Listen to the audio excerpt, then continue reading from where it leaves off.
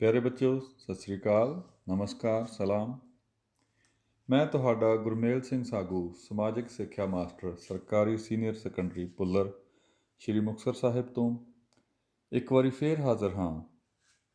7ਵੀਂ ਜਮਾਤ ਦਾ ਸਮਾਜਿਕ ਸਿੱਖਿਆ ਦਾ ਪਾਠ ਨੰਬਰ 12 ਦੱਖਣੀ ਭਾਰਤ ਵਿੱਚ ਰਾਜਨੀਤਿਕ ਪ੍ਰਗਤੀਆਂ ਲੈ ਕੇ। ਬੱਚਿਓ, ਇਹ ਪਾਠ ਆਪਾਂ ਪਹਿਲਾਂ ਪੜ੍ਹ ਚੁੱਕੇ ਹਾਂ। ਅੱਜ ਆਪਾਂ ਇਸ ਪਾਠ ਦੀ ਦੁਹਰਾਈ ਕਰਾਂਗੇ। ਦੁਹਰਾਈ ਦੇ ਦੌਰਾਨ ਪਹਿਲਾਂ ਮੈਂ ਇਸ ਪਾਠ ਦੇ ਮੇਨ ਪੁਆਇੰਟਸ ਯਾਨੀ ਮੁੱਖ ਨੁਕਤੇ ਤੁਹਾਡੇ ਨਾਲ ਸ਼ੇਅਰ ਕਰਾਂਗਾ ਔਰ ਉਸ ਤੋਂ ਬਾਅਦ ਤੁਹਾਡੇ ਕੋਲੋਂ ਕੁਝ ਸਵਾਲ ਪੁੱਛਾਂਗਾ। ਬੱਚਿਓ, ਤੁਸੀਂ ਮੇਨ ਪੁਆਇੰਟਸ ਨੂੰ ਧਿਆਨ ਨਾਲ ਸੁਣਨਾ ਹੈ ਤਾਂ ਕਿ ਜਦੋਂ ਤੁਹਾਡੇ ਤੋਂ ਸਵਾਲ ਪੁੱਛੇ ਜਾਂਦੇ ਹਨ ਜਾਂ ਖਾਲੀ ਥਾਵਾਂ ਭਰਨ ਲਈ ਕਿਹਾ ਜਾਂਦਾ ਹੈ ਜਾਂ ਮਿਲਾਨ ਕਰਨ ਲਈ ਕਿਹਾ ਜਾਂਦਾ ਹੈ ਤਾਂ ਤੁਸੀਂ ਆਰਾਮ ਨਾਲ ਉਹ ਸਾਰੇ ਉੱਤਰ ਦੇ ਸਕੋ। ਤਾਂ ਬੱਚਿਓ, ਆਪਾਂ ਸ਼ੁਰੂਆਤ ਕਰਦੇ ਹਾਂ। ਦੱਖਣੀ ਭਾਰਤ ਵਿੱਚ ਰਾਜਨੀਤਿਕ ਪ੍ਰਗਤੀਆਂ। ਤਾਂ ਬੱਚਿਓ, ਮੱਧਕਾਲ ਵਿੱਚ ਦੱਖਣੀ ਭਾਰਤ ਵਿੱਚ ਬਹੁਤ ਸਾਰੇ ਵੱਡੇ ਅਤੇ ਛੋਟੇ ਨਵੇਂ ਰਾਜ ਸਥਾਪਿਤ ਹੋਏ, ਪਰ ਇਹਨਾਂ ਵਿੱਚੋਂ ਸਭ ਤੋਂ ਸ਼ਕਤੀਸ਼ਾਲੀ ਰਾਜ ਜਿਹੜੇ ਹੋਏ ਨੇ ਪੱਲਵ, ਪਾਂਡਿਆ ਅਤੇ ਚੋਲ, ਜਿਨ੍ਹਾਂ ਬਾਰੇ ਆਪਾਂ ਇਸ ਪਾਠ ਵਿੱਚ ਪੜ੍ਹ ਚੁੱਕੇ ਹਾਂ। ਤਾਂ ਬੱਚਿਓ, ਇਹਨਾਂ ਵਿੱਚੋਂ ਪੱਲਵ ਰਾਜ ਜਿਹੜਾ ਸੀ ਉਹ 5ਵੀਂ ਤੋਂ 6ਵੀਂ ਸਦੀ ਵਿੱਚ ਸ਼ੁਰੂ ਹੋਇਆ, ਜਦੋਂ ਮੱਧ ਭਾਰਤ ਵਿੱਚ ਸਤਵਾਹਨ ਰਾਜ ਕਰਿਆ ਕਰਦੇ ਸੀ। ਤਾਂ ਸਤਵਾਹਨਾਂ ਦੇ ਖਾਤਮੇ ਤੋਂ ਬਾਅਦ ਪੱਲਵਾਂ ਦਾ ਰਾਜ ਸ਼ੁਰੂ ਹੋਇਆ ਔਰ ਇਹਨਾਂ ਦੇ ਪ੍ਰਮੁੱਖ ਸ਼ਾਸਕ ਜਿਹੜੇ ਬਹੁਤ ਸ਼ਕਤੀਸ਼ਾਲੀ ਹੋਏ ਅਤੇ ਜਿਨ੍ਹਾਂ ਨੇ ਪੱਲਵਾਂ ਦੇ ਰਾਜ ਨੂੰ ਬਹੁਤ ਦੂਰ ਦੂਰ ਤੱਕ ਫੈਲਾਇਆ, ਉਹ ਸਨ ਮਹਿੰਦਰ ਵਰਮਨ ਪਹਿਲਾ ਅਤੇ ਨਰਸਿੰਘ ਵਰਮਨ ਪਹਿਲਾ। ਪੱਲਵਾਂ ਦੀ ਰਾਜਧਾਨੀ ਕਾਂਚੀ ਵਿਖੇ ਸੀ। ਪੱਲਵਾਂ ਨੇ ਕਲਾ ਦੀ ਬਿਹਤਰੀ ਵਾਸਤੇ ਬਹੁਤ ਕੰਮ ਕੀਤਾ ਔਰ ਖ਼ਾਸ ਕਰਕੇ ਭਵਨ ਉਸਾਰੀ ਕਲਾ ਦੇ ਨਮੂਨੇ ਜੋ ਪੱਲਵ ਕਾਲ ਵੇਲੇ ਬਣਾਏ ਗਏ ਉਹ ਅੱਜ ਵੀ ਦੁਨੀਆ ਵਿੱਚ ਮੌਜੂਦ ਹਨ। ਇਹਨਾਂ ਵਿੱਚੋਂ ਸ਼ੋਰ ਮੰਦਰ ਅਤੇ ਰਥ ਮੰਦਰ ਮਹਾਬਲੀਪੁਰਮ ਵਿਖੇ ਸਥਿਤ ਹਨ ਅਤੇ ਕੈਲਾਸ਼ਨਾਥ ਮੰਦਰ ਕਾਂਚੀ ਵਿਖੇ ਸਥਿਤ ਹੈ। ਤਾਂ ਇਹ ਸੀ ਪੱਲਵਾਂ ਬਾਰੇ ਜਾਣਕਾਰੀ। ਉਸ ਤੋਂ ਬਾਅਦ ਦੂਸਰਾ ਸ਼ਕਤੀਸ਼ਾਲੀ ਰਾਜ ਪਾਂਡਿਆ ਸ਼ਾਸਕ ਤਮਿਲਨਾਡੂ ਦੇ ਦੱਖਣੀ ਭਾਗਾਂ ਵਿੱਚ ਰਾਜ ਕਰਦੇ ਸਨ। ਇਹਨਾਂ ਦੀ ਰਾਜਧਾਨੀ ਮਦੁਰਾਈ ਸੀ। ਪਾਂਡਿਆ ਸ਼ਾਸਕਾਂ ਦੇ ਸ਼ਾਸਨ ਕਾਲ ਸਮੇਂ ਪ੍ਰਸਿੱਧ ਯਾਤਰੀ ਮਾਰਕੋ ਪੋਲੋ ਨੇ ਭਾਰਤ ਦੀ ਯਾਤਰਾ ਕੀਤੀ ਸੀ ਅਤੇ ਉਸਨੇ ਪਾਂਡਿਆ ਸ਼ਾਸਕਾਂ ਦੇ ਸ਼ਾਸਨ ਦੇ ਦੌਰਾਨ ਉਹਨਾਂ ਦੇ ਰਾਜ ਵਿੱਚ ਵੀ ਯਾਤਰਾ ਕੀਤੀ ਅਤੇ ਇਸ ਬਾਰੇ ਬਿਰਤਾਂਤ ਲਿਖਿਆ। ਪਾਂਡਿਆ ਸ਼ਾਸਕਾਂ ਦਾ 14ਵੀਂ ਸਦੀ ਵਿੱਚ ਪਤਨ ਹੋ ਗਿਆ ਸੀ। ਇਸ ਤੋਂ ਅਗਲਾ ਪ੍ਰਸਿੱਧ ਘਰਾਣਾ ਚੋਲ ਸ਼ਾਸਕ। ਬੱਚਿਓ, ਚੋਲ ਸ਼ਾਸਕਾਂ ਨੇ ਪੱਲਵ ਅਤੇ ਪਾਂਡਿਆ ਸ਼ਾਸਕਾਂ ਨੂੰ ਹਰਾ ਕੇ ਆਪਣਾ ਰਾਜ ਸਥਾਪਿਤ ਕੀਤਾ ਸੀ। ਇਹਨਾਂ ਦੇ ਪਹਿਲੇ ਸ਼ਾਸਕ ਵਿਜੈਆਲਯ ਨੇ ਪੱਲਵਾਂ ਤੋਂ ਤੰਜੌਰ ਜਿੱਤਿਆ ਸੀ ਅਤੇ ਇੱਕ ਹੋਰ ਚੋਲ ਸ਼ਾਸਕ ਪਰਾਂਤਕ ਪਹਿਲੇ ਨੇ ਪਾਂਡਿਆ ਸ਼ਾਸਕਾਂ ਤੋਂ ਮਦੁਰਾਈ ਜਿੱਤਿਆ ਸੀ, ਜੋ ਉਹਨਾਂ ਦੀ ਰਾਜਧਾਨੀ ਸੀ। ਚੋਲ ਸ਼ਾਸਕਾਂ ਵਿੱਚੋਂ ਪ੍ਰਸਿੱਧ ਸ਼ਾਸਕ ਰਾਜ ਰਾਜਾ ਪਹਿਲਾ ਅਤੇ ਰਜਿੰਦਰ ਚੋਲ ਹੋਏ ਹਨ। ਰਾਜ ਪਹਿਲਾ 985 ਈਸਵੀ ਤੋਂ 1014 ਈਸਵੀ ਤੱਕ ਰਾਜ ਕੀਤਾ ਸੀ। ਇਹਨਾਂ ਨੇ ਚੇਰ, ਪਾਂਡਿਆ ਅਤੇ ਸ਼੍ਰੀਲੰਕਾ ਦੇ ਰਾਜਿਆਂ ਨੂੰ ਹਰਾਇਆ।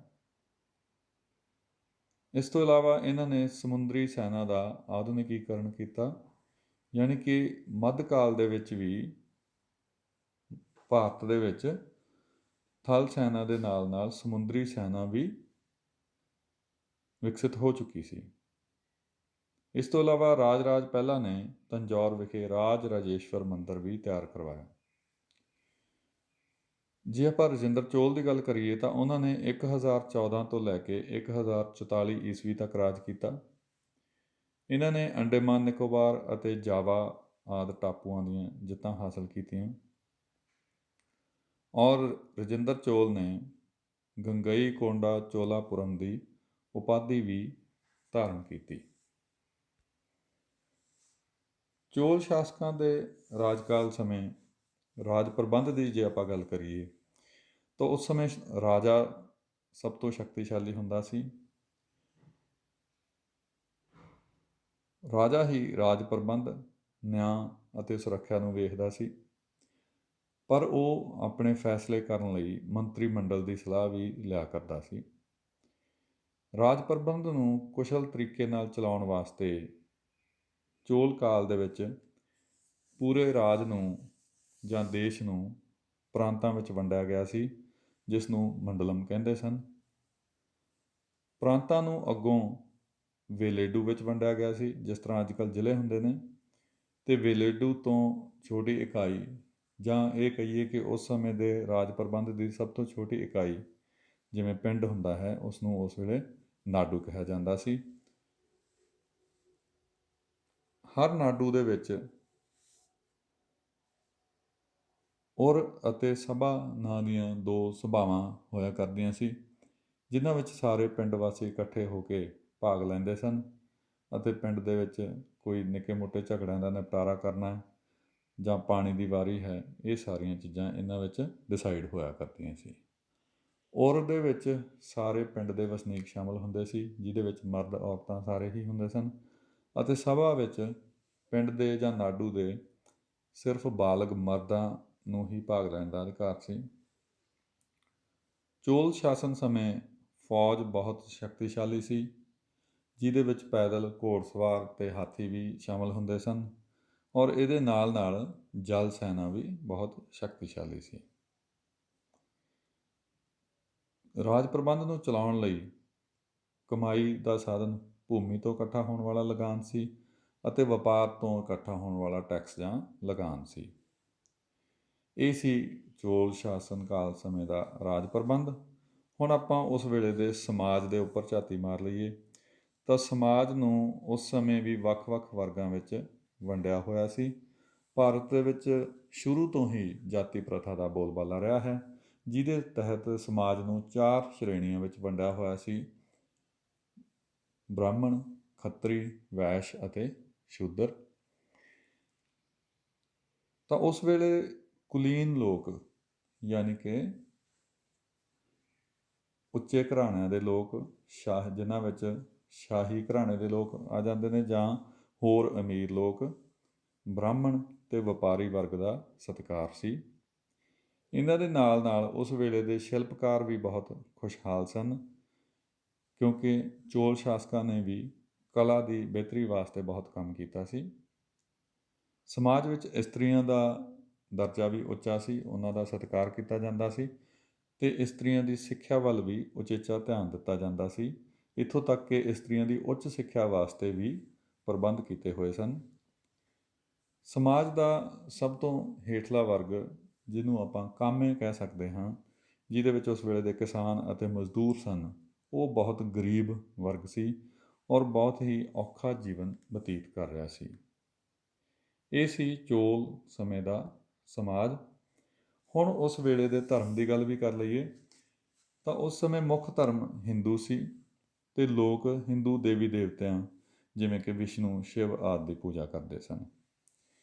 ਇਸ ਦੇ ਨਾਲ ਨਾਲ ਹੀ ਬੁੱਧ ਧਰਮ ਅਤੇ ਜੈਨ ਧਰਮ ਵੀ ਪ੍ਰਚਲਿਤ ਹੋ ਚੁੱਕਿਆ ਸੀ, ਅਤੇ ਵੱਖ-ਵੱਖ ਧਾਰਮਿਕ ਲਹਿਰਾਂ ਜਿਵੇਂ ਕਿ ਅਦਵੈਤ ਮਤ, ਜਿਸ ਦਾ ਪ੍ਰਚਾਰ ਸ਼ੰਕਰਾਚਾਰੀਆ ਨੇ ਕੀਤਾ, ਲਿੰਗਾਇਤ ਮਤ, ਜਿਸ ਦਾ ਪ੍ਰਚਾਰ ਬਾਸਵ ਨੇ ਕੀਤਾ, ਅਤੇ ਭਗਤੀ ਲਹਿਰ ਦੇ ਰਾਮਾਨੁਜ ਅਤੇ ਮਾਧਵ ਵੀ ਸਨ। ਉਸ ਸਮੇਂ ਦੀ ਸਿੱਖਿਆ ਅਤੇ ਸਾਹਿਤ ਦੀ ਜੇ ਗੱਲ ਕੀਤੀ ਜਾਵੇ ਤਾਂ ਉਸ ਵੇਲੇ ਵਿਆਕਰਨ, ਦਰਸ਼ਨ ਸ਼ਾਸਤਰ, ਕਲਾ, ਵਿਗਿਆਨ ਅਤੇ ਗ੍ਰਹਿ ਵਿਗਿਆਨ ਦੀ ਸਿੱਖਿਆ ਜਾਂ ਵਿੱਦਿਆ ਦਿੱਤੀ ਜਾਂਦੀ ਸੀ। ਸਿੱਖਿਆ ਮੰਦਰਾਂ ਦੇ ਵਿੱਚ ਹੀ ਦਿੱਤੀ ਜਾਂਦੀ ਸੀ। ਅੱਜ ਕੱਲ੍ਹ ਵਾਂਗੂ ਅਲੱਗ ਤੋਂ ਸਕੂਲ ਨਹੀਂ ਸਨ, ਅਤੇ ਸਿੱਖਿਆ ਦਾ ਮਾਧਿਅਮ ਸੰਸਕ੍ਰਿਤ ਸੀ, ਅਤੇ ਉਹਦੇ ਨਾਲ ਨਾਲ ਖੇਤਰੀ ਭਾਸ਼ਾ ਤਮਿਲ ਦੇ ਵਿੱਚ ਸਿੱਖਿਆ ਦਿੱਤੀ ਜਾਂਦੀ ਸੀ। ਉਸ ਵੇਲੇ ਜਿਹੜੀਆਂ ਸੰਸਕ੍ਰਿਤ ਦੇ ਨਾਲ ਨਾਲ ਜਿਹੜੀਆਂ ਹੋਰ ਭਾਸ਼ਾਵਾਂ ਦਾ ਵਿਕਾਸ ਹੋਇਆ ਉਹ ਸਨ ਤਮਿਲ, ਤੇਲਗੂ ਅਤੇ ਕੰਨੜ। ਖੇਤਰੀ ਭਾਸ਼ਾਵਾਂ ਦੇ ਵਿਕਾਸ ਦਾ ਹੀ ਸਬੂਤ ਹੈ ਕਿ ਉਸ ਵੇਲੇ ਰਾਮਾਇਣ ਨੂੰ ਤਮਿਲ ਭਾਸ਼ਾ ਵਿੱਚ ਅਨੁਵਾਦਿਤ ਕੀਤਾ ਗਿਆ ਸੀ, ਉਸ ਵੇਲੇ ਦੇ ਪ੍ਰਸਿੱਧ ਵਿਦਵਾਨ ਕੰਬਨ ਦੇ ਦੁਆਰਾ। ਹੁਣ ਆਪਾਂ ਖੇਤੀਬਾੜੀ ਦੀ ਗੱਲ ਕਰਦੇ ਹਾਂ। ਤਾਂ ਤਮਿਲਨਾਡੂ ਵਿੱਚ ਜ਼ਿਮੀਂਦਾਰਾ ਵਿਸਥਾਰ ਸਿੰਚਾਈ ਲਈ ਦਰਿਆਵਾਂ ਦੀ ਵਰਤੋਂ ਕੀਤੀ ਜਾਂਦੀ ਸੀ। ਜਿੰਨੇ ਵੀ ਦਰਿਆ ਚੋਲ ਸ਼ਾਸਨ ਦੇ ਵਿੱਚੋਂ ਲੰਘਦੇ ਸਨ ਉਹਨਾਂ ਸਾਰਿਆਂ ਦੀ ਵਰਤੋਂ ਕੀਤੀ ਜਾਂਦੀ ਸੀ, ਅਤੇ ਪ੍ਰਮੁੱਖ ਦਰਿਆ ਜਿਹੜਾ ਉਦੋਂ ਦਾ ਸੀ ਉਹ ਸੀ ਕਾਵੇਰੀ। ਜਿਹੜੀਆਂ ਥਾਵਾਂ 'ਤੇ ਦਰਿਆਵਾਂ ਦਾ ਪਾਣੀ ਨਹੀਂ ਪਹੁੰਚ ਸਕਦਾ ਸੀ ਉੱਥੇ ਤਲਾਬ ਖੋਦ ਕੇ ਉਹਨਾਂ ਦਾ ਪਾਣੀ ਖੇਤਾਂ ਨੂੰ ਦਿੱਤਾ ਜਾਂਦਾ ਸੀ, ਔਰ ਤਲਾਬ ਦੇ ਪਾਣੀ ਦੀ ਵੰਡ ਕਰਨ ਵਾਸਤੇ ਹਰ ਨਾਡੂ ਜਾਂ ਪਿੰਡ ਵਿੱਚ ਤਲਾਬ ਕਮੇਟੀ ਦੀ ਸਥਾਪਨਾ ਕੀਤੀ ਗਈ ਸੀ, ਜਿਹੜੇ ਸਾਰੇ ਕਿਸਾਨਾਂ ਨੂੰ ਵਾਰੀ ਨਾਲ ਪਾਣੀ ਦਿੰਦੇ ਸਨ। ਜੇ ਰਾਜ ਵਿੱਚ ਸੋਕਾ ਪੈ ਜਾਂਦਾ ਸੀ ਕਿਸੇ ਵੇਲੇ ਤਾਂ ਕਿਸਾਨਾਂ ਤੋਂ ਭੂਮੀ ਲਗਾਨ ਨਹੀਂ ਲਿਆ ਜਾਂਦਾ ਸੀ। ਇਹਦੇ ਨਾਲ ਹੀ ਕਿਸਾਨਾਂ ਦੀ ਸਹਾਇਤਾ ਵਾਸਤੇ ਉਹਨਾਂ ਨੂੰ ਕਰਜ਼ੇ ਦੇਣ ਦੀ ਸਹੂਲਤ ਵੀ ਰਾਜ ਦੁਆਰਾ ਦਿੱਤੀ ਜਾਂਦੀ ਸੀ। ਖੇਤੀਬਾੜੀ ਨੂੰ ਹੋਰ ਪ੍ਰਫੁੱਲਿਤ ਕਰਨ ਵਾਸਤੇ ਕੁਮੱਕੜ ਕਬੀਲੇ ਜਾਣੇ ਜਿਹੜੇ ਕਬੀਲੇ ਇੱਕ ਜਗ੍ਹਾ 'ਤੇ ਟਿਕ ਕੇ ਨਹੀਂ ਰਹਿੰਦੇ, ਸਗੋਂ ਤੁਰ ਫਿਰ ਕੇ ਜਾਂ ਘੁੰਮ ਫਿਰ ਕੇ ਆਪਣਾ ਜੀਵਨ ਬਤੀਤ ਕਰਦੇ ਹਨ, ਉਹਨਾਂ ਦੀ ਸਹਾਇਤਾ ਨਾਲ ਜੰਗਲਾਂ ਨੂੰ ਕੱਟ ਕੇ ਜ਼ਮੀਨਾਂ ਨੂੰ ਵਾਹੀਯੋਗ ਬਣਾਇਆ ਗਿਆ ਸੀ ਤਾਂ ਕਿ ਖੇਤੀ ਵਾਸਤੇ ਜ਼ਿਆਦਾ ਜ਼ਮੀਨ ਉਪਲਬਧ ਹੋ ਸਕੇ। ਤਾਂ ਬੱਚਿਓ ਇਹ ਸੀ ਕੁਝ ਮੁੱਖ ਨੁਕਤੇ। ਹੁਣ ਆਪਾਂ ਐਕਸਰਸਾਈਜ਼ ਸ਼ੁਰੂ ਕਰਦੇ ਹਾਂ। ਤਾਂ ਪਹਿਲੀ ਐਕਸਰਸਾਈਜ਼ ਹੈ ਆਪਣੇ ਕੋਲੇ ਖਾਲੀ ਥਾਵਾਂ ਭਰੋ। ਪਹਿਲੀ ਖਾਲੀ ਥਾਂ, ਦੱਖਣੀ ਭਾਰਤ ਵਿੱਚ 3 ਸ਼ਕਤੀਸ਼ਾਲੀ ਰਾਜਪੂਤ ਰਾਜ ਡੈਸ਼ ਡੈਸ਼ ਅਤੇ ਡੈਸ਼ ਸਨ। ਹਾਂਜੀ, ਤੁਹਾਨੂੰ ਯਾਦ ਹੋਊਗਾ, ਬਿਲਕੁਲ ਪਹਿਲੀ ਸਲਾਈਡ 'ਤੇ ਤੁਹਾਨੂੰ ਮੈਂ ਦੱਸਿਆ ਸੀ, ਪੱਲਵ, ਪਾਂਡਿਆ ਅਤੇ ਚੋਲ ਸਨ।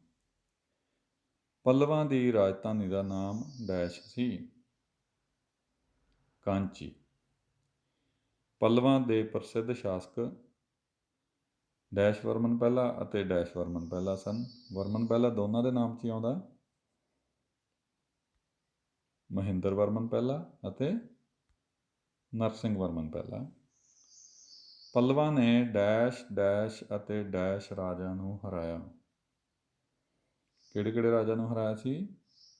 ਚੋਲ, ਚੇਰ, ਪਾਂਡਿਆ।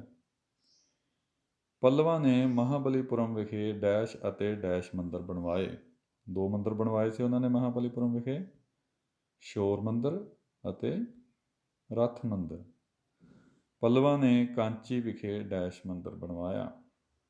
ਕਾਂਚੀ ਵਿਖੇ ਕੈਲਾਸ਼ਨਾਥ ਮੰਦਰ ਬਣਵਾਇਆ। ਹੁਣ ਆਪਾਂ ਅਗਲੀ ਐਕਸਰਸਾਈਜ਼ ਵੱਲ ਵੱਧਦੇ ਹਾਂ। ਇਹ ਹੈ ਸਹੀ ਉੱਤਰ ਚੁਣੋ ਦੀ। ਹਰ ਪ੍ਰਸ਼ਨ ਤੋਂ ਬਾਅਦ ਤੁਹਾਡੇ ਸਾਹਮਣੇ 3 ਉੱਤਰ ਊੜਾ ਐੜਾ ਈੜੀ 3 ਆਪਸ਼ਨਸ ਦਿੱਤੇ ਗਏ ਹਨ। ਤੁਸੀਂ ਇਹਨਾਂ ਵਿੱਚੋਂ ਸਹੀ ਆਪਸ਼ਨ ਨੂੰ ਚੁਣਨਾ ਹੈ। ਤਾਂ ਪਹਿਲਾ ਪ੍ਰਸ਼ਨ ਹੈ, ਪਾਂਡਿਆ ਰਾਜ ਦੀ ਰਾਜਧਾਨੀ ਕਿਹੜੀ ਸੀ? ਆਪਸ਼ਨਸ ਹਨ ਊੜਾ ਕਾਂਚੀ, ਐੜਾ ਤਮਿਲਨਾਡੂ, ਈੜੀ ਮਦੁਰਾਈ। ਤਾਂ ਪਾਂਡਿਆ ਰਾਜ ਦੀ ਰਾਜਧਾਨੀ ਸੀ ਮਦੁਰਾਈ। ਨੰਬਰ 2, ਪਾਂਡਿਆ ਰਾਜ ਦੀ ਯਾਤਰਾ ਕਿਸ ਨੇ ਕੀਤੀ? ਮਾਰਕੋ ਪੋਲੋ, ਵਾਸਕੋ ਡੀ ਗਾਮਾ ਜਾਂ ਕੋਲੰਬਸ? ਮਾਰਕੋ ਪੋਲੋ। ਪਾਂਡਿਆ ਰਾਜ ਦਾ ਪਤਨ ਕਿਹੜੀ ਸਦੀ ਵਿੱਚ ਹੋਇਆ? ਊੜਾ 18ਵੀਂ ਸਦੀ, ਆੜਾ 10ਵੀਂ ਸਦੀ, ਈੜੀ 14ਵੀਂ ਸਦੀ ਵਿੱਚ ਹੋਇਆ। ਨੰਬਰ 4, ਪਾਂਡਿਆ ਦਾ ਸ਼ਾਸਨ ਮੌਜੂਦਾ ਭਾਰਤ ਦੇ ਕਿਹੜੇ ਰਾਜ ਵਿੱਚ ਸਥਿਤ ਸੀ? ਊੜਾ ਤਮਿਲਨਾਡੂ, ਆੜਾ ਗੁਜਰਾਤ, ਈੜੀ ਪੰਜਾਬ। ਤਾਂ ਪਾਂਡਿਆ ਸ਼ਾਸਨ ਤਮਿਲਨਾਡੂ ਵਿੱਚ ਸਥਿਤ ਸੀ। ਅਗਲੀ ਐਕਸਰਸਾਈਜ਼, ਸਹੀ ਉੱਤਰ ਚੁਣੋ। ਪਹਿਲਾ ਪ੍ਰਸ਼ਨ ਹੈ, ਚੋਲ ਵੰਸ਼ ਦਾ ਪਹਿਲਾ ਸ਼ਾਸਕ ਕੌਣ ਸੀ? ਤੁਹਾਡੇ ਆਪਸ਼ਨਸ ਨੇ ਊੜਾ ਰਜਿੰਦਰ ਚੋਲ, ਆੜਾ ਪ੍ਰਾਂਤਕ ਪਹਿਲਾ, ਈੜੀ ਵਿਜਯਾਲਯ। सही उत्तर है ईडी विद्यालय। नंबर 2, राज राजा पहले ने तंजौर विखे किहड़ा मंदिर बनवाया? ऑप्शनस हैं ऊड़ा रथ मंदिर, आड़ा राज राजेश्वर मंदिर, ईडी शोर मंदिर। सही उत्तर है रथ मंदिर। राज राजा पहले ने तंजौर विखे रथ मंदिर बनवाया। प्रश्न नंबर 3, राजिंदर चोल ने किहड़ी उपाधि धारण की? ऑप्शनस हैं ऊड़ा गंगई कोंडा, ऐड़ा चोलापुरम, ईडी गंगई कोंडा चोलापुरम। तो राजिंदर चोल ने गंगई कोंडा चोलापुरम उपाधि धारण की सी।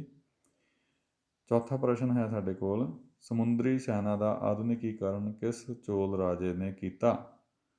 ऑप्शनस हैं ऊड़ा राजिंदर चोल ने, आड़ा राज राजा पहले ने, ईडी प्रांतक पहले ने।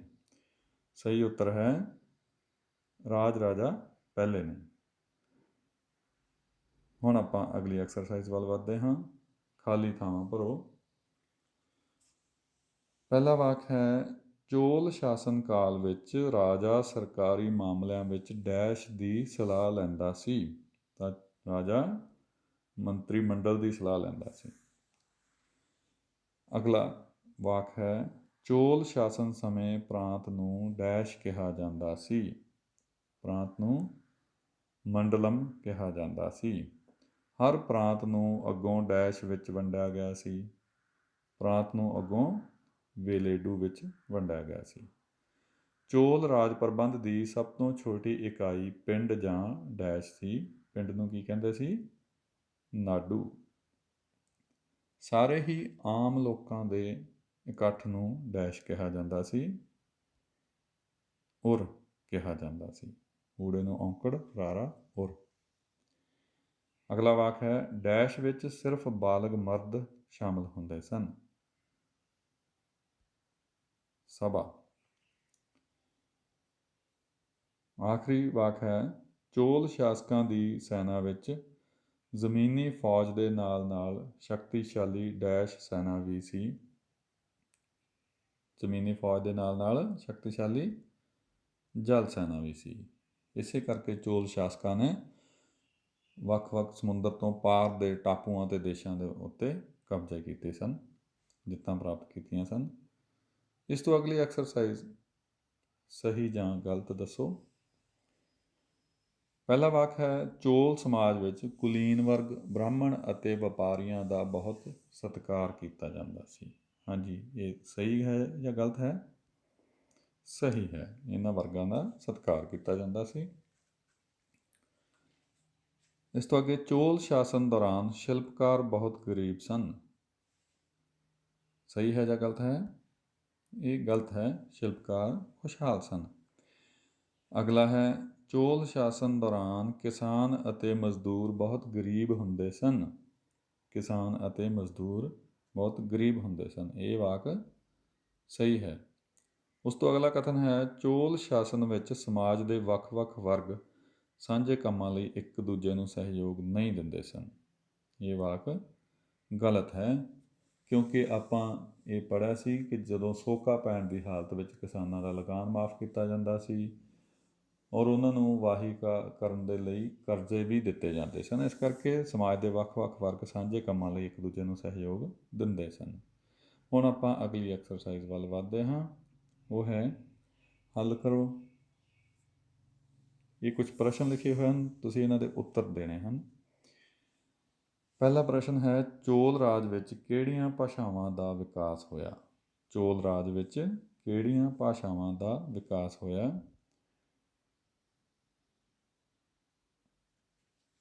ਸੰਸਕ੍ਰਿਤ, ਤਮਿਲ, ਤੇਲਗੂ ਅਤੇ ਕੰਨੜ। ਸੰਸਕ੍ਰਿਤ ਮੁੱਖ ਭਾਸ਼ਾ ਸੀ ਉਸ ਸਮੇਂ ਦੇਸ਼ ਦੀ, ਅਤੇ ਇਸ ਤੋਂ ਇਲਾਵਾ ਤਮਿਲ, ਤੇਲਗੂ ਅਤੇ ਕੰਨੜ ਜਿਹੜੀਆਂ ਉੱਥੋਂ ਦੀਆਂ ਖੇਤਰੀ ਭਾਸ਼ਾਵਾਂ ਸਨ, ਇਹਨਾਂ 4 ਭਾਸ਼ਾਵਾਂ ਦਾ ਵਿਕਾਸ ਹੋਇਆ। ਨੰਬਰ 2, ਕਿਸੇ ਇੱਕ ਦਰਿਆ ਦਾ ਨਾਂ ਦੱਸੋ ਜਿਸ ਦੀ ਵਰਤੋਂ ਸਿੰਚਾਈ ਲਈ ਕੀਤੀ ਜਾਂਦੀ ਸੀ। ਤਾਂ ਉਸ ਸਮੇਂ ਦਾ ਚੋਲ ਸ਼ਾਸਨ ਦਾ ਸਭ ਤੋਂ ਵੱਡਾ ਦਰਿਆ ਸੀ ਕਾਵੇਰੀ। ਨੰਬਰ 3, ਕੰਬਨ ਨੇ ਰਾਮਾਇਣ ਦਾ ਕਿਸ ਭਾਸ਼ਾ ਵਿੱਚ ਅਨੁਵਾਦ ਕੀਤਾ? ਤਾਂ ਕੰਬਨ ਨੇ ਰਾਮਾਇਣ ਦਾ ਤਮਿਲ ਭਾਸ਼ਾ ਵਿੱਚ ਅਨੁਵਾਦ ਕੀਤਾ। ਨੰਬਰ 4 ਹੈ ਨੇਨਿਹਾ ਅਤੇ ਤਿਕਨਾ ਤੇਲਗੂ ਵਿਦਵਾਨਾਂ ਨੇ ਸੰਸਕ੍ਰਿਤ ਦੇ ਕਿਸ ਗ੍ਰੰਥ ਦਾ ਤੇਲਗੂ ਭਾਸ਼ਾ ਵਿੱਚ ਅਨੁਵਾਦ ਕੀਤਾ? ਮਹਾਭਾਰਤ। ਤਾਂ ਇਹ ਸਨ ਪ੍ਰਸ਼ਨ ਉੱਤਰ। ਹੁਣ ਆਪਾਂ ਅੱਗੇ ਵਧਦੇ ਹਾਂ। ਸਹੀ ਜਾਂ ਗਲਤ ਦੱਸੋ। ਚੋਲ ਰਾਜ ਸਮੇਂ ਬੁੱਧ ਧਰਮ ਸਭ ਤੋਂ ਵੱਧ ਪ੍ਰਸਿੱਧ ਸੀ। ਹਾਂਜੀ, ਇਹ ਸਹੀ ਹੈ ਜਾਂ ਗਲਤ ਹੈ? ਇਹ ਵਾਕ ਗਲਤ ਹੈ, ਕਿਉਂਕਿ ਸਭ ਤੋਂ ਵੱਧ ਪ੍ਰਸਿੱਧ ਧਰਮ ਸੀ ਹਿੰਦੂ ਧਰਮ। ਨੰਬਰ 2 ਹੈ ਚੋਲ ਰਾਜ ਸਮੇਂ ਜ਼ਿਆਦਾਤਰ ਲੋਕ ਵਿਸ਼ਨੂੰ ਅਤੇ ਸ਼ਿਵ ਆਦਿ ਦੇਵਤਿਆਂ ਦੀ ਪੂਜਾ ਕਰਦੇ ਸਨ। ਇਹ ਵਾਕ ਸਹੀ ਹੈ। ਤੀਸਰਾ ਵਾਕ ਹੈ ਸ਼ੰਕਰਾਚਾਰਿਆ ਨੇ ਲਿੰਗਾਇਤ ਮਤ ਦੀ ਸ਼ੁਰੂਆਤ ਕੀਤੀ। ਸ਼ੰਕਰਾਚਾਰਿਆ ਨੇ ਲਿੰਗਾਇਤ ਮਤ ਦੀ ਸ਼ੁਰੂਆਤ ਕੀਤੀ। ਇਹ ਵਾਕ ਗਲਤ ਹੈ। ਅੱਗੇ ਹੈ ਰਾਮਾਨੁਜ ਅਤੇ ਮਾਧਵ ਭਗਤੀ ਲਹਿਰ ਦੇ ਮਹਾਨ ਪ੍ਰਚਾਰਕ ਸਨ। ਇਹ ਵਾਕ ਸਹੀ ਹੈ। ਨੰਬਰ 5 ਬਾਸਵ ਨੇ ਅਦਵੈਤ ਮਤ ਦਾ ਪ੍ਰਚਾਰ ਨਹੀਂ ਕੀਤਾ। ਹਾਂਜੀ, ਸਹੀ ਹੈ ਜਾਂ ਗਲਤ? ਸਹੀ ਹੈ। ਹੁਣ ਆਪਾਂ ਅਗਲੀ ਐਕਸਰਸਾਈਜ਼ ਵੱਲ ਵਧਦੇ ਹਾਂ। ਖਾਲੀ ਥਾਵਾਂ ਭਰੋ। ਪਹਿਲਾ ਹੈ ਪੱਲਵ ਸ਼ਾਸਕਾਂ ਨੇ ਡੈਸ਼ ਨੂੰ ਆਪਣੀ ਰਾਜਧਾਨੀ ਬਣਾਇਆ। ਪੱਲਵ ਸ਼ਾਸਕਾਂ ਨੇ ਕਾਂਚੀ ਨੂੰ ਆਪਣੀ ਰਾਜਧਾਨੀ ਬਣਾਇਆ।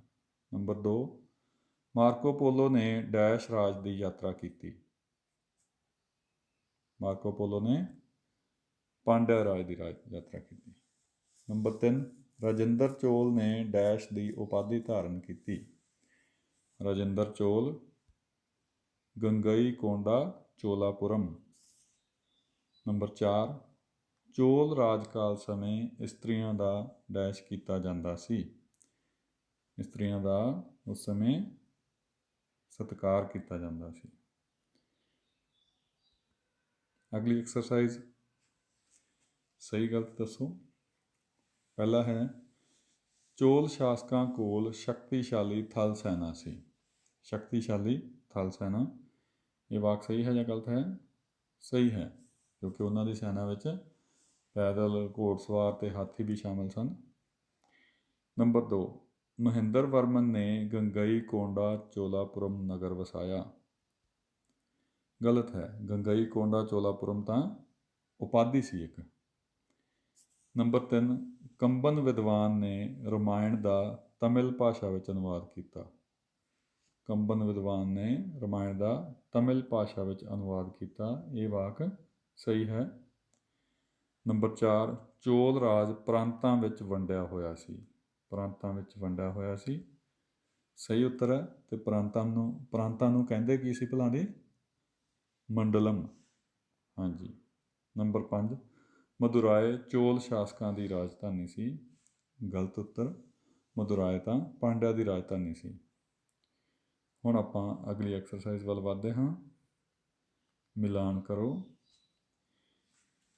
ਤਾਂ ਬੱਚੋ ਕਾਲਮ ਊੜਾ ਅਤੇ ਕਾਲਮ ਆੜਾ ਵਿੱਚ 6 ਟਰਮਜ਼ ਲਿਖੀਆਂ ਹੋਈਆਂ ਤੁਹਾਡੇ ਸਾਹਮਣੇ। ਆਪਾਂ ਊੜਾ ਵਾਲੀਆਂ ਟਰਮਜ਼ ਨੂੰ ਆੜਾ ਵਾਲੇ ਪਾਸੇ ਯਾਨੀ ਕਿ ਖੱਬੇ ਪਾਸੇ ਵਾਲੀਆਂ ਚੀਜ਼ਾਂ ਨੂੰ ਸੱਜੇ ਪਾਸੇ ਵਾਲੀਆਂ ਚੀਜ਼ਾਂ ਨਾਲ ਮਿਲਾਉਣਾ ਹੈ ਕਿ ਕਿਹੜੀ ਚੀਜ਼ ਕਿਹਦੇ ਨਾਲ ਮੇਲ ਕਰੂ। ਤਾਂ ਖੱਬੇ ਪਾਸੇ ਆਪਣੇ ਕੋਲ ਲਿਖਿਆ ਹੋਇਆ ਪਹਿਲਾ ਬਾਸਵ, ਫਿਰ ਸ਼ੰਕਰਾਚਾਰਿਆ, ਫਿਰ ਰਾਮਾਨੁਜ, ਕੈਲਾਸ਼ਨਾਥ ਮੰਦਰ, ਰਥ ਮੰਦਰ ਅਤੇ ਰਾਜ ਰਾਜੇਸ਼ਵਰ ਮੰਦਰ। ਇਹਨਾਂ ਦੇ ਸੱਜੇ ਹੱਥ ਕਾਲਮ ਆੜਾ ਵਿੱਚ ਆਪਣੇ ਕੋਲ ਲਿਖੇ ਹੋਏ ਨੇ। ਨੰਬਰ 1 ਹੈ ਕਾਂਚੀ, ਨੰਬਰ 2 ਲਿੰਗਾਇਤ ਮਤ, ਨੰਬਰ 3 ਭਗਤੀ ਲਹਿਰ, ਨੰਬਰ 4 ਤੰਜੌਰ, ਨੰਬਰ 5 ਅਦਵੈਤ ਮਤ ਅਤੇ ਨੰਬਰ 6 ਮਹਾਬਲੀਪੁਰਮ। ਹੁਣ ਆਪਾਂ ਖੱਬੇ ਪਾਸੇ ਦੀ ਪਹਿਲੀ ਆਈਟਮ ਚੱਕਦੇ ਹਾਂ ਬਾਸਵ। ਤਾਂ ਬਾਸਵ ਦਾ ਇਹਨਾਂ ਨਾਲ ਵਿੱਚੋਂ ਕਿਹਦੇ ਨਾਲ ਮਿਲਾਨ ਹੋ ਸਕਦਾ ਹੈ? ਹਾਂਜੀ ਬੱਚੋ, ਲਿੰਗਾਇਤ ਮਤ। ਨੰਬਰ 2 ਸ਼ੰਕਰਾਚਾਰਿਆ।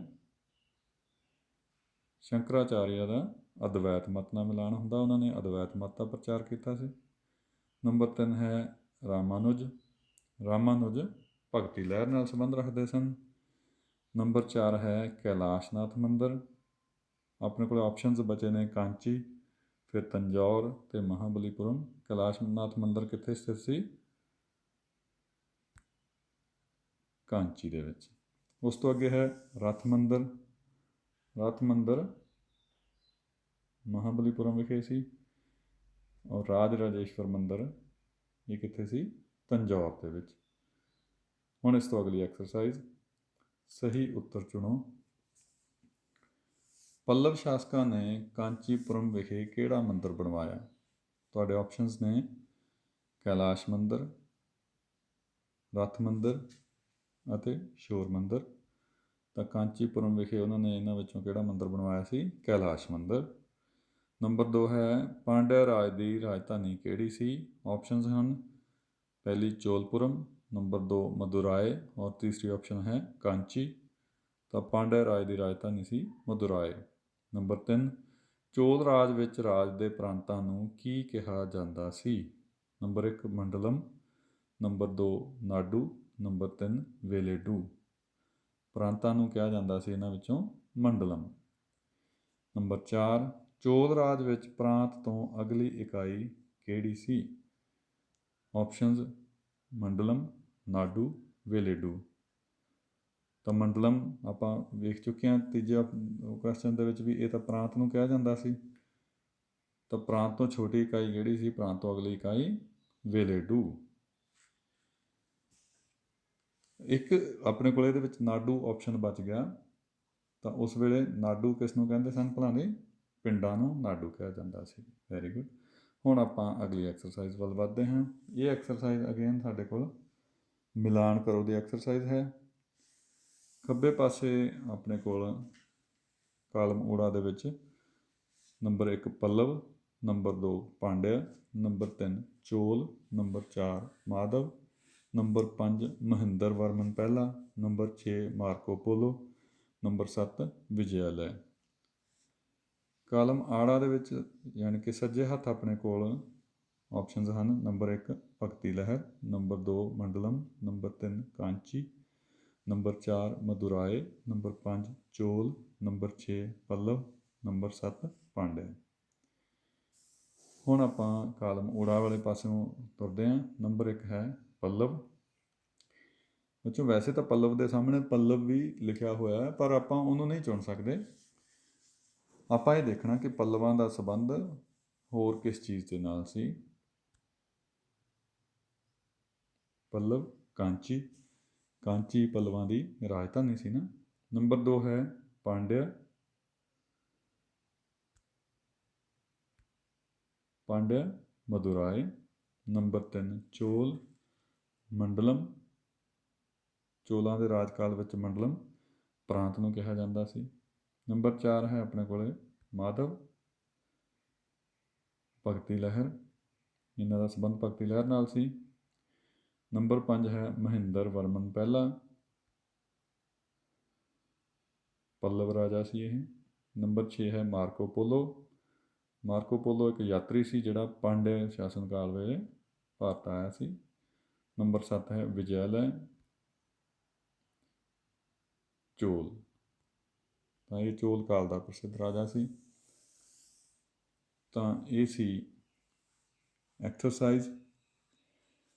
ਤਾਂ ਬੱਚਿਓ ਅੱਜ ਆਪਾਂ ਦੱਖਣੀ ਭਾਰਤ ਵਿੱਚ ਰਾਜਨੀਤਿਕ ਪ੍ਰਗਤੀਆਂ ਦੇ ਤਹਿਤ 3 ਰਾਜਾਂ ਪੱਲਵ, ਪਾਂਡਿਆ ਅਤੇ ਚੋਲ ਦੇ ਬਾਰੇ ਮੁੱਖ ਨੁਕਤੇ ਪੜ੍ਹੇ ਅਤੇ ਉਸ ਤੋਂ ਬਾਅਦ ਐਕਸਰਸਾਈਜ਼ ਦੇ ਰੂਪ ਵਿੱਚ ਉਹਨਾਂ ਦੀ ਦੁਹਰਾਈ ਕੀਤੀ ਹੈ। ਮੈਨੂੰ ਉਮੀਦ ਹੈ ਕਿ ਤੁਸੀਂ ਇਸ ਲੈਸਨ ਤੋਂ ਕਾਫੀ ਮਹੱਤਵਪੂਰਨ ਪੁਆਇੰਟਸ ਨੋਟ ਵੀ ਕੀਤੇ ਹੋਣਗੇ ਔਰ ਯਾਦ ਵੀ ਕੀਤੇ ਹੋਣਗੇ, ਜਿਹੜੇ ਇਮਤਿਹਾਨਾਂ ਵਿੱਚ ਤੁਹਾਡੇ ਕੰਮ ਆਉਣਗੇ। ਤਾਂ ਬੱਚਿਓ ਇਸ ਦੇ ਨਾਲ ਹੀ ਇਹ ਲੈਸਨ ਖਤਮ ਹੁੰਦਾ ਹੈ। ਬਹੁਤ ਬਹੁਤ ਧੰਨਵਾਦ।